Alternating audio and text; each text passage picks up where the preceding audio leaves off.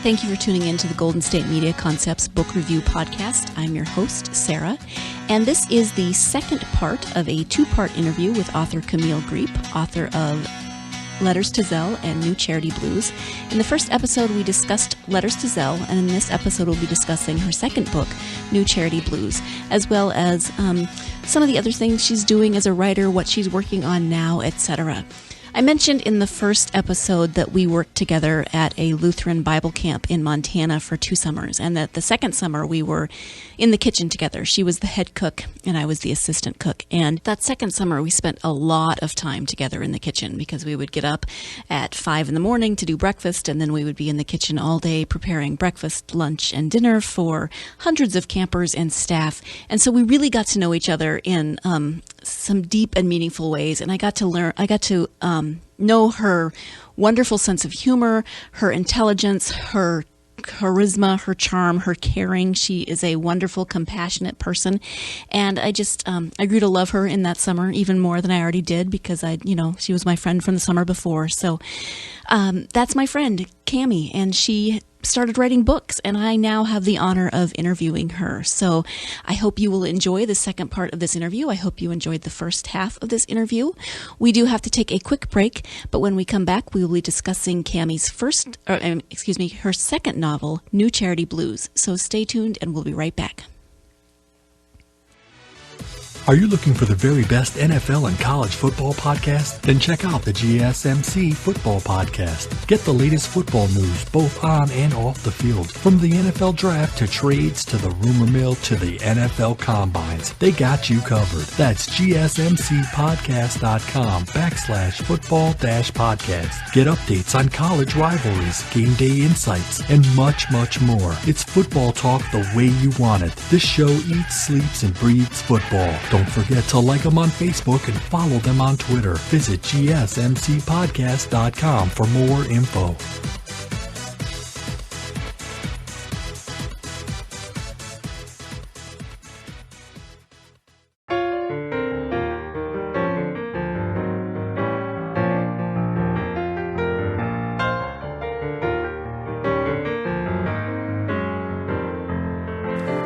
Welcome back to the Golden State Media Concepts Book Review Podcast. We are speaking today with author Camille Griep about her second novel. It's called New Charity Blues. Welcome back, Camille. Thank you again for speaking with us. Thank you for having me. New Charity Blues just came out in April. I'm thrilled to be able to talk with you about it. It's my second novel, and it is an exploration of the Trojan War from the perspectives of 2 minor female characters set in a New West dystopia, as you said. And we're looking at the characters of Cressida and Cassandra, 2 women who barely got a voice in both the Greek narratives and Shakespeare. And so this is a much different style from your first novel, Letters to Zell. So when you're writing, how do you even decide where to start? I mean, the tone, the style, the point of view, etc. Where do you get your ideas?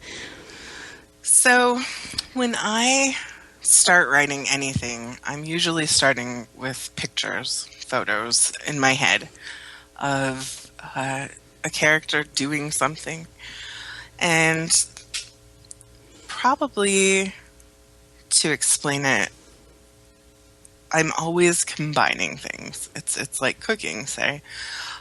You have a mixture of wet and dry. So let's say the dry ingredients are these photos or these images that I have in my mind, and the wet ingredients are sort of these bothersome sort of things that I want to talk about in my writing. So recently I've been trying to give voices to women's narratives I feel still haven't been fully explored. When I started with Letters to Zell, fairy tales are really low-hanging fruit. Lots of people have explored what the real story of, Goldilocks is, or the real story of Red Riding Hood. Myths are less so, and I wanted to kind of explore the concepts of family and friendship and what home really means within a framework that's not usual. And I want the books to sort of appeal to anyone who wants to see the world just a bit differently in a different frame, regardless of genre. In terms of deciding how to write the book, as woo-woo as this sounds, the narrative itself and the characters sort of make those decisions. With Zell, I started writing from Cinderella's point of view, and then I decided to write from Snow White's point of view, and then it hit me at the same time I was in my office organizing a bunch of correspondence from college and high school and camp, the camp that we worked at together. Okay. I thought, oh, this is how they need to tell their tale. All three of these women. It would be as if somebody sat down at my desk and started to read this correspondence. What would they find the story of these people? It's generally thought that the more points of view a book has, the harder it is to succeed. So starting out of the gate, I went with 3. And then in my second book, I backed off to 2. My editor teased me that my next one should be just 1. We're yet to see. I chose to use 2 points of view with the second book because I just couldn't manage to tell both stories from one point of view. And I felt the stories were too intimate to use the third person. That said, there's a lot of time at the beginning of a novel where a writer pokes around, writing, deleting, writing again, until it feels natural and right. This takes a lot longer than one might hope. The rule is that the point of view of any scene should be from the person to whom it matters the most. But that's not always possible. I broke this rule in places in Zell and New Charity, and I broke those rules on purpose because I wanted it to be reflective of how information comes in life sometimes, which is not always in the way that it should. So, okay, so you're writing it from these minor characters, from the Greek myth. How then did you go to this future dystopian society? How was that decision made? In order to explore the Trojan War, I felt as if I either needed to write in the past or I needed to write in the future. The Trojan War involves a city within a wall and people who want something that city in a wall took from them. And trying to write that in a present sort of contemporary setting got even more political than I wanted.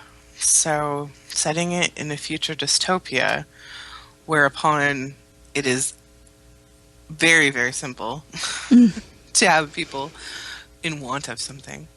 And yet I could lightly touch on things like water scarcity as a political touch point. A dystopia was something that was a natural solution to what I was trying to do. I also just really loved dystopias, and I wanted to try my hand at one. I remember, when I was really little, I liked to imagine what would happen if I were the last person on the world. Where would I go? What would I do? Because back then it seemed a lot less frightening. Just get on my horse and go somewhere. Right. And so there's a little bit of that. Very human. It's funny because there are so many dystopias out right now. It's a very, very hot genre. Yes. And, people would say, oh gosh, that's been done to death. Why are you doing that? But for this story, it was really the only way that made sense. In order to really focus on the characters, I needed to confine their world to a very, very quiet place. You have this quiet city and you have this quiet town, and so they get to have all the volume themselves, if that makes sense.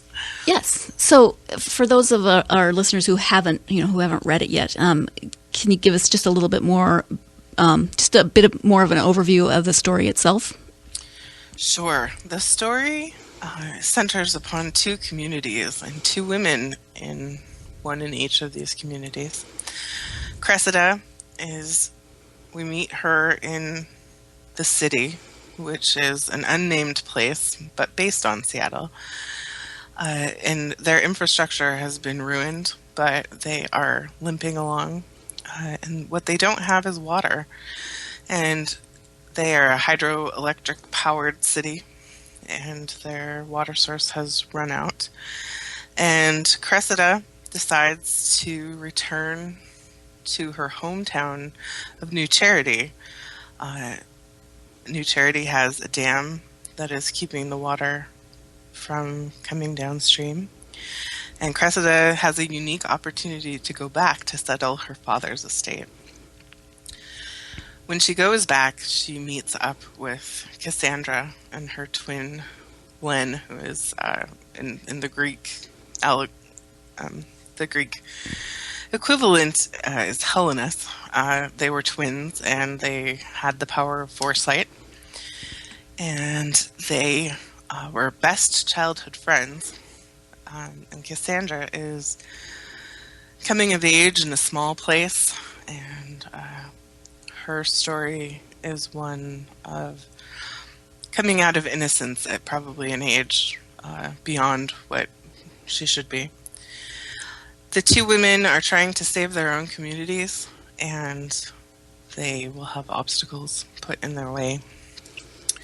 And they end up having to figure out how to save themselves as well as their communities as things are revealed to them that they did not know were happening. So, as you mentioned, they were best childhood friends, and then Cressida and her mother leave. This is how they end up in the city. And then whatever this catastrophe is that happens, and so they're separated from her hometown, what's left of her family, which is her father. And then this community, New Charity, becomes... Maybe talk a little bit more about that, because it is a walled community. It's a very insular community. Even though she grew up there, Cressida has to have permission to go back after her father dies. Yes, when the plague hits the world, the town of New Charity is somehow mysteriously immune, and so in order to keep anyone out that shouldn't be there, they close the gates to their walled city, and they don't allow anyone in who was outside when the plague broke out. Now, Cressida gets special permission because her father had a ranch and was a respected businessman in town, and the governor of New Charity and the bishop of New Charity feel that it is diplomatically appropriate to let her in, although they have reservations about doing so. They underestimate Cressida. They believe when the world was whole, she was a ballet dancer, and so they don't believe that she would be much of a threat in terms of, messing with the infrastructure of New Charity. But they want to make a peace offering to the residents of the city who want their water back. So it is extraordinarily political in that particular piece. Now, New Charity is holding its water in a very unique way. They've built a reservoir, which is not very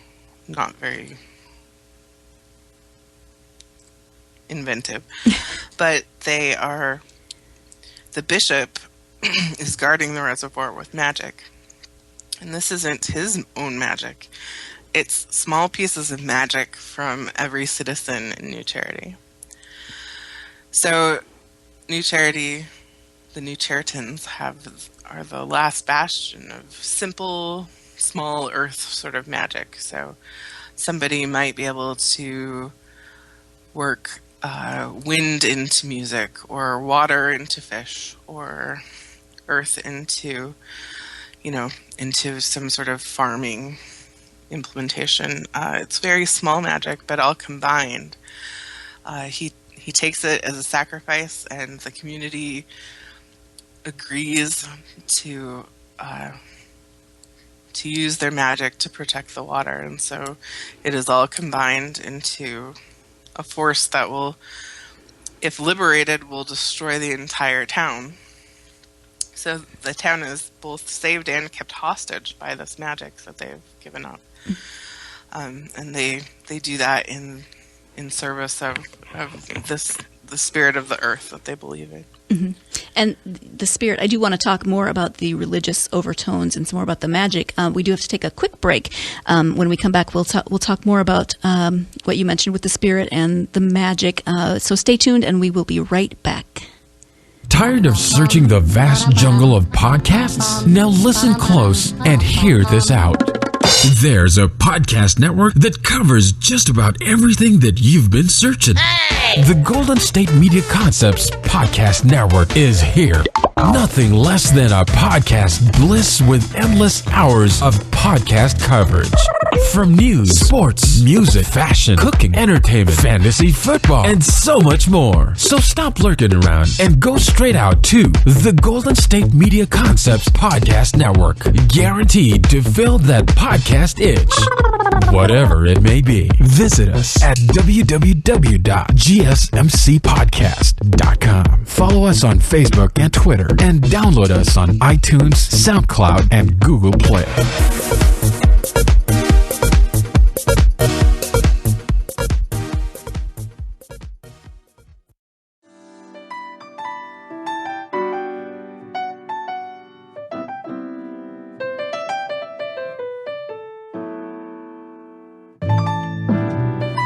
Welcome back to the Golden State Media Concepts Book Review Podcast. I'm speaking with author Camille Greep about her book, New Charity Blues. And before the break, Cami, you were talking about the community of New Charity and this reservoir that they have built to keep the water source, which is the main reason that Cressida goes home, because her city is without water, without power, etc. And there's this interesting mixture of magic and religion. You refer to the spirit a lot. So can you talk a little bit more about your choices that went into magic versus religion versus... I mean, it all kind of twines together, the magic, the religion, the politics. It's very true. It's funny, my editor told me that she'd never seen a fantasy with as little magic as Charity has. And it's true, it factors in a great deal, but it's a very small part of the story. I wanted the magic and the religion to fit very tightly together. Partially, this is the concept of our gifts as people. So while, most of us aren't running around able to change, wind into music, we all have gifts that are somewhat, wondrous or almost magical. And I think organized religion can sometimes act as a pasteurization or strip down some of those things from us, almost asking for a homogenization. I think there's a huge difference between spirituality and religion, which is why the book doesn't condemn the spirit or, the possession of these gifts. But it does condemn the person who's trying to take all the gifts and hoard them. This is an allegory, to any radicalized religious movement. Being raised Lutheran, I think the concept of grace is applied across the board. And as my childhood sort of experience, I don't ascribe to one religion anymore, but I still feel deeply spiritual. And I wanted these women to be able to explore that journey, the sort of waxing and waning, in their own lives. Mm-hmm. Cressida was raised in religion and comes back to, when she left, her uncle Pius was this joyful man who was a deacon in the church and did wonderful things with music. And when she comes back, music isn't allowed. So she comes back to something that she can't recognize. Meanwhile, Cassandra, as an acolyte in the church, or the sanctuary as we call it, she has been there the whole time, and the changes have been gradual and subtle. And even though as an adult she's starting to realize that what she and her brother do for the church is more pageantry than actual, and service to a community, she has a lot of trouble recognizing what has happened. The deacon doesn't want to acknowledge it, even though he sees it. Mm-hmm. So I think I'm not trying to, castigate or judge any religion, but I think it can be an allegory for any sort of groupthink. Sometimes when things change around us, it's very difficult to lift up our head and look around and see what's happening. And it's easier for someone like Cressida who has gone away and then come back. And so, the changes weren't for her gradual. Yes. For her, they're kind of just smack right in the face. Exactly. Because things have changed so drastically. In terms of, now, we've mentioned before that we are friends. I've known you for almost 20 years now. I know. That's just, wow. So because I know you and I know you're from Montana and currently live in the Seattle area, I just assumed that the city was Seattle and that New Charity was somewhere in Montana. Was I imagining that sort of correctly? You are. I didn't put New Charity anywhere in particular. I wanted it somewhere east of the Cascades. Mm-hmm. Seattle, has a lot of the same characteristics as the unnamed city. We do run on a lot of hydropower, and there's an ocean, close by. Mm-hmm. The Puget Sound, which is not exactly the ocean, but there's a lot of water. Yes. So I wanted the places to be, less important than the story, so I didn't really want to name anything. Mm-hmm. I sort of went back and forth between putting in any contemporary or references at all, but I ended up doing it in the end. But yes, I really felt comfortable with both settings, thinking about what Seattle would look like, living downtown after, the lights go out. How would you stumble around and what would it look like? Mm-hmm. I'm a huge fan of, sort of the television shows that are disaster narratives. What do cities look like 10 years after the apocalypse? Right. But Montana, sort of the whole small town on the plains. I love that imagery as well, and it was really easy to visualize. It's an amalgamation of all the places that I've ever loved in Montana, really. It's an amalgamation of, the place where I grew up and the camp that we worked at together, mm-hmm. and probably Chico Hot Springs and a bunch of other places. Nice. So,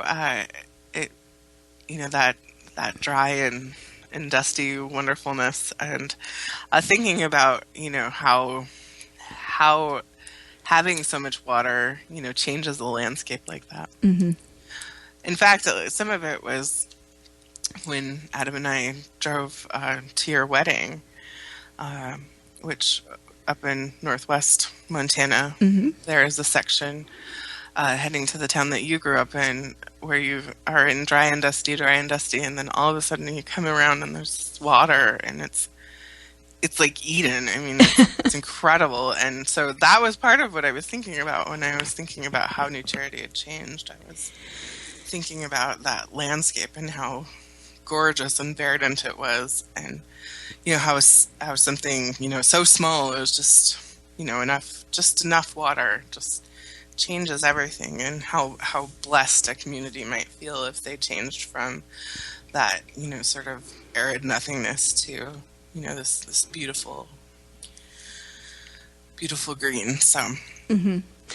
you factored into this book. I feel so special. Well, my place of origin should feel special. Okay, I have a random question, but if you have an author on the phone, you gotta ask your random questions. So Cressida's car which is a Cressida, is almost its own character. Yes. And for some reason, I have no idea. I didn't look it up. I have no idea what a Cressida even is.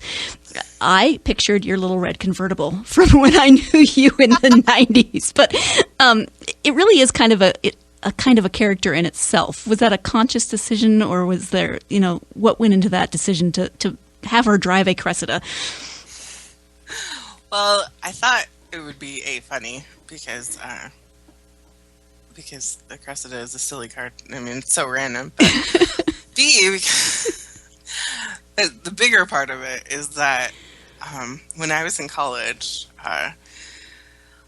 our American poetry professor was going on and on about the meaning of names and how we needed to be looking up names and their meanings because often they were just imbued with sort of emotion or clues, for example. And he was so offended that Toyota would call a car Cressida because in Shakespeare, Cressida is the very definition of inconstancy.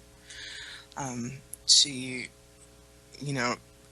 goes to the rebel camp and her husband accuses her of sleeping with them. Mm-hmm. And, she's known as fickle and inconstant and, she's a bad lady. And so why you would name your car after this unreliable person, he went on a tirade that maybe lasted 20 minutes. Wow. And so I wanted to show that both the car and the woman had been misinterpreted. Okay. Now, if you read Chaucer's version of Troilus and Cressida, he does give her a break. But the Greeks and Mr. Billy the Shake, they're not very nice to her. Right. Okay. So I wanted to be nice to her because I felt like she did the best she could in a really terrible situation. Right. Well, and I think you did a really good job of exploring, the deeper meaning or the deeper reasons behind both of the main characters' actions and why they would make the choices that they did. I thought that was very well done. We do actually have to take another quick break. When we come back, we'll be speaking more with Camille Griep about New Charity Blues and what she's working on next. So stay tuned, and we'll be right back. Welcome back to the Golden State Media Concepts Book Review Podcast. We have been speaking with author Camille Griep about her book, New Charity Blues. Before the break, we were talking about the importance of names and the character and the car in her story both having the same name of Cressida and the reasoning behind that.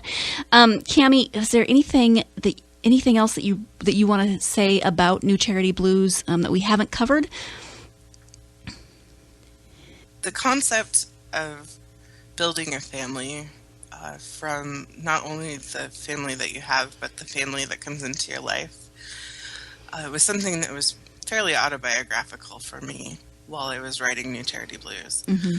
And I really wanted to show that even though people tend to age and change, sometimes it's kind of the Facebook effect, I think.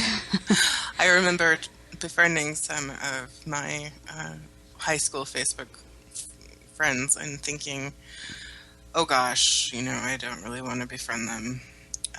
But I'm so glad that I did because I learned a lot about people that I didn't know. Mm-hmm. And they grew up and changed also, and I've made some really great friends and learned about, people's lives and opened myself up. I think Cressida goes through a lot of this. When she goes back to her small town, which she kind of has a lot of preconceived notions and baggage going back to this tiny place after she had this big, exciting city life. Mm-hmm. And she's changed by these people that she finds that she loves and cares about. She loses a lot of her own ego and self-absorption.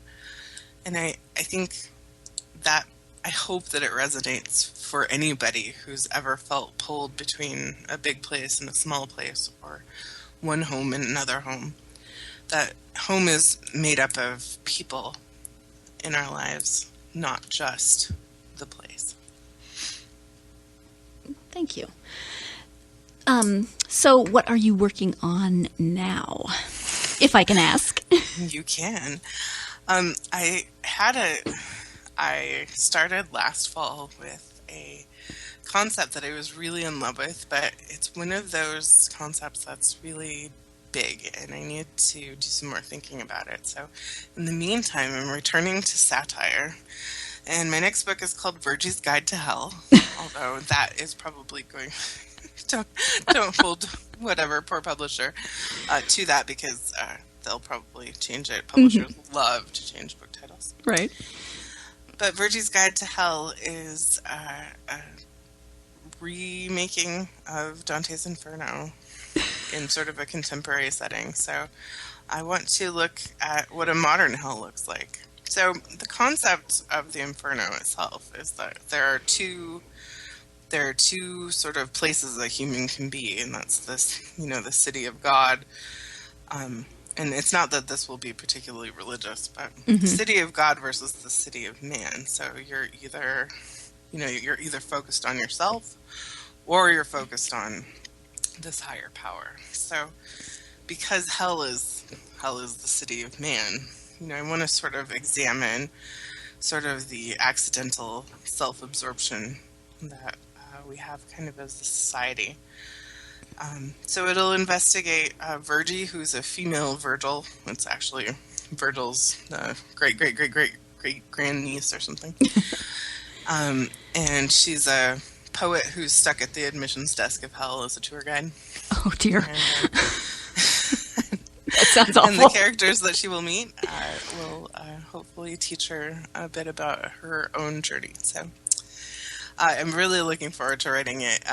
I called my agent and I was like, well, I was working on this one thing and I really want to work on this other thing. And my agent is wonderful, and she told me to just write what I have to write. So. Well, after I read New Charity Blues, I wrote on your Facebook wall that your brain is a very weird place. And I meant that as a compliment, because it's it is kind of a fascinating place. I never quite know what's going to come out next. So it would be fun to be to work with you and be like, okay, which direction are we going in next? Do you have a time frame? I know it's probably not set in stone at this point, but do you have a time frame for when this third book might come out? I don't. It's not currently, so you can, if you have sold a book, then you are on a very, very tight time frame. But since I haven't shopped this one yet, I am currently on my own time frame. But I'm hoping to be finished with it, in, let's say, 6 months. So after that, hopefully we'd have a better time frame. So it's usually about, once you sell a book, it's usually about 9 months to a year before it comes out. So So in another 18 months to 2 years, we can have another Skype date and you can come back and talk to us about touring hell. Exactly. Excellent. We have a few minutes left, and I actually wanted to ask you about the project that you mentioned before we started the interview, your San Quentin project. Do you want to talk a little bit more about that? Sure. Back at the Last Go review, about a year and a half ago, our editor sent a piece to us, and he said, this piece is really fantastic, but it needs some work. By the way, the submitter is in prison. And so I said, okay, I'll take it. And I had such a wonderful time working with the writer that I told him if he had any questions or, wanted to talk about writing or, submitting or how the process worked, that I was happy to talk to him about it. A lot of times when you do an editing process with a writer, sometimes you'll have some hurt feelings or some ego. People tend to think that they know what they know and they don't really want to change things. But this gentleman was very receptive, and it was a lot of fun to work with him. And he is honestly one of the most talented writers that I know. His name is Emile de Weaver, and he is in San Quentin right now, and he has a lot of pieces published. He's currently working for me at Easy Street as a columnist. He has a column called Good Behavior, where he writes about being a writer in prison and related subjects. He is starting a project called Prison Renaissance, which I've been putting some time into of late, and you can check it out at prisonrenaissance.org.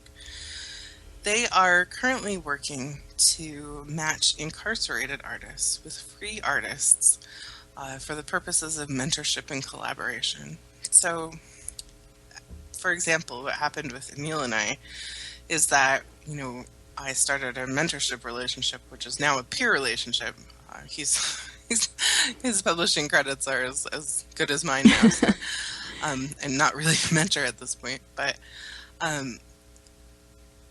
these sort of relationships where people can learn how the business works and how to improve their craft, regardless of whether or not they'll rejoin society. Emile will hopefully join us next year. And some of the writers that we're working with at Prison Renaissance will never get out of prison. But the writing and the art, helps to restore their humanity, and that is something that they feel like they can help give back to the communities that they harmed. And so that's been it's been a really interesting process. I would say that before I started working with Emile, that I was still I'm not a conservative person, but I was probably the most conservative about criminal justice in my viewpoints. And since meeting him and understanding what prison looks like for real, not just Orange is the New Black, but for real, right, has very much changed my viewpoint of mass incarceration in America, and what needs to happen for us to have a more just system and to prevent cycles of incarceration from occurring. So it's been really wonderful to work with these artists and help them discover and be proud of the things that they can do and explore. There's some great writers, so I'm hoping that I'm an editor there, and I do some web work, and we're just starting out, but we're really looking forward to sort of the call and response with the community. And, so it's really exciting. Yes, great. Thank you so much for sharing that. We do have to wrap up for this episode, which makes me sad because I've so enjoyed talking to you. But do you have, can you tell us where we can find you? Websites, Facebook, whatever you want to share. Sure. Well, thank you again for having me. Thank you for coming. I can be found at CamilleGriep.com. CamilleGriep.com. Or I can be found on Facebook. Just search for Camille Griep and the author page will pop right up. Or you can reach me at Twitter at Camille the Griep. That's like Robert the Bruce. Camille the Griep. And I'm on Instagram too, where I mostly post pictures of my dogs. Yes, and they're adorable dogs. I follow you on all of these social media. So, I'm kind of everywhere but Snapchat. And Snapchat is weird. I'm just now getting into it because I'm surrounded by interns who use it. So I'm trying to figure it out, but it makes me feel old. Yes, that's exactly why I feel like I'm finally feeling my almost 40ness. Yes, I am feeling my over 40ness. Oh, well, thank you so much for joining me, Cami. I really appreciate it. Thank you. And that is all the time that we have for today. Thank you again to Cami for joining me. Her books are Letters to Zell and New Charity Blues. Don't forget that you can learn more about all of the GSMC Podcast Network at www.gsmc.org. www.gsmcpodcast.com. You can also subscribe to this podcast and our entire family of podcasts on iTunes, SoundCloud, Google Play. We're all any app that you can download podcasts on, you can find us. You can follow us on social media at Facebook, Twitter. We are GSMC_book review at on Twitter. And I hope you'll join me again next time. But in the meantime, go get lost in a good book.